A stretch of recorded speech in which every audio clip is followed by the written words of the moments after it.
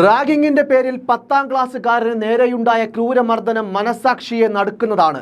Wayanad Moolankavu government സ്കൂളിലെ 10ാം class വിദ്യാർത്ഥി ശബരിനാഥനാണ് പരിക്കേറ്റത്. നെഞ്ചിൽ കത്രിക കൊണ്ട് കുത്താൻ ശ്രമിച്ചു. മുഖമാകെ കത്രിക കൊണ്ട് വരഞ്ഞതിന്റെ പാടുകളുമുണ്ട്. ഭാവിയിൽ കേൾവി തകരാറിലാകുമോ എന്ന അവസ്ഥയിലാണ് കുട്ടിയുടെ ആരോഗ്യസ്ഥിതി. സഹപാഠികളുടെ ക്രൂരമർദ്ദനമേറ്റ വിദ്യാർത്ഥി നിലവിൽ കൽപ്പറ്റയിലെ സ്വകാര്യ ആശുപത്രിയിൽ ചികിത്സയിലാണ്. താലൂക്ക് ആശുപത്രിയിൽ ചികിത്സയിലായിരുന്ന കുട്ടിയെ എത്രയും വേഗം ഡിസ്ചാർജ് ചെയ്യണമെന്ന ഡോക്ടർമാരുടെ അധികൃതരുടെ പിടിവാശിയിലാണ് രക്ഷിതാക്കൾ കുട്ടിയെ മറ്റൊരു ആശുപത്രിയിലേക്ക് മാറ്റിയത് എന്നുള്ള കാര്യം കൂടി ഈ ഒരു ഘട്ടത്തിൽ പറയുകയാണ്. മാത്രമല്ല, അധ്യാപകർ എന്തോ മറയ്ക്കാൻ ശ്രമിക്കുന്നുവെന്ന ഗുരുതര ആരോപണം കൂടി കുട്ടിയുടെ അമ്മ ഉന്നയിച്ചു. ചികിത്സയിൽ കഴിയുന്ന ശബരിയെ ഡിസ്ചാർജ് ചെയ്യാൻ ആശുപത്രിയിലെ ഡോക്ടർമാർ തിടുക്കം കാണിച്ചിരുന്നുവെന്നും അവരെന്തോ മറയ്ക്കുന്നുണ്ടെന്നും അമ്മ മാധ്യമങ്ങളോട് പ്രതികരിച്ചു. അമ്പലവയൽ സ്വദേശിയായ ശബരിനാഥ് ഈ വർഷമാണ് മൂലങ്കാവ് സ്കൂളിൽ ചേരുന്നത്. കഴിഞ്ഞ ദിവസം ഉച്ചഭക്ഷണത്തിന് ശേഷം ചില വിദ്യാർത്ഥികൾ ശബരിനാഥിനെ വിളിച്ചുകൊണ്ട് പോകുകയായിരുന്നു. കത്രിക കൊണ്ട് മുഖത്ത് വരഞ്ഞതിൻ്റെ പാടുകൾ കാണാമായിരുന്നു. മാത്രമല്ല, കാതിലുണ്ടായിരുന്ന കമ്മൽ ഇടിയേറ്റ് ചെവിക്ക് ഉള്ളിൽ പോയി. ഓപ്പറേഷനിലൂടെയാണ് ഇത് പുറത്തെടുത്തത്. ഇത്തരത്തിൽ അതിക്രൂരമായ മർദ്ദനമാണ് 10ാം ക്ലാസ്സുകാരന് സഹിക്കേണ്ടി വന്നത്.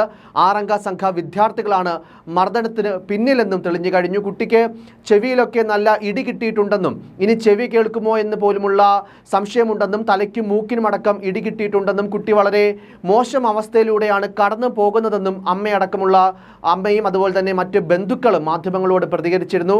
ശബരി ക്ലാസ്സിൽ ഭക്ഷണം കഴിച്ചിരിക്കവേ പരിചയപ്പെടണമെന്ന് പറഞ്ഞ ഒരു വിദ്യാർത്ഥി ശബരിയെ കൂട്ടിക്കൊണ്ടു പോകുന്നു. പിന്നീട് കൂട്ടം കൂടി നിന്ന വിദ്യാർത്ഥികളുടെ സംഘത്തിനിടയിലേക്ക് കയറ്റി വിടുകയായിരുന്നുവെന്നും അമ്മ വ്യക്തമാക്കി. അച്ഛൻ്റെയും അതുപോലെ അമ്മയുടെയും ഒക്കെ പേരെന്താണെന്നും വളരെ മോശമായ അശ്ലീല ഭാഷയിൽ മറ്റ് വിദ്യാർത്ഥികൾ ശബരിയോട് ചോദിച്ചുവെന്നും അമ്മ കൂട്ടിച്ചേർക്കുന്നു. എന്തായാലും ഈ ഒരു പരാതിയെ തുടർന്ന് പോലീസ് രാത്രി 10 മണിയോട് കൂടിയാണ് ആശുപത്രിയിലെത്തി വിവരങ്ങൾ അറിഞ്ഞത്. ബത്തേരി പോലീസാണ് നിലവിൽ കേസ് അന്വേഷിക്കുന്നത്.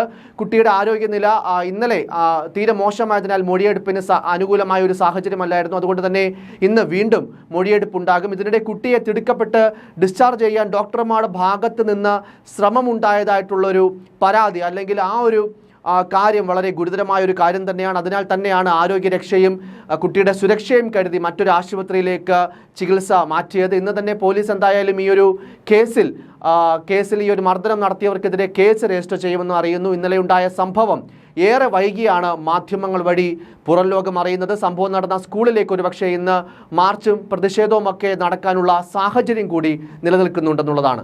റാഗിങ്ങിനിടെ ക്രൂരമർദ്ദനങ്ങളേറ്റ് മരണപ്പെട്ട സിദ്ധാർത്ഥന്റെ ചിത്രം കേരള മനസാക്ഷിയിൽ ഉണ്ടാക്കിയ ഞെട്ടൽ ഇന്നും മാറിയിട്ടില്ല.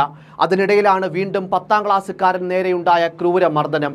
മർദ്ദിച്ച വിദ്യാർത്ഥികൾക്കെതിരെ കർശന നടപടിയെടുക്കുമെന്ന് സ്കൂളിലെ പ്രഥമ അധ്യാപികയും ശക്തമായ അന്വേഷണം ഉണ്ടാകുമെന്ന് പോലീസും എന്തായാലും വ്യക്തമാക്കി കഴിഞ്ഞു. News desk, focus news TV.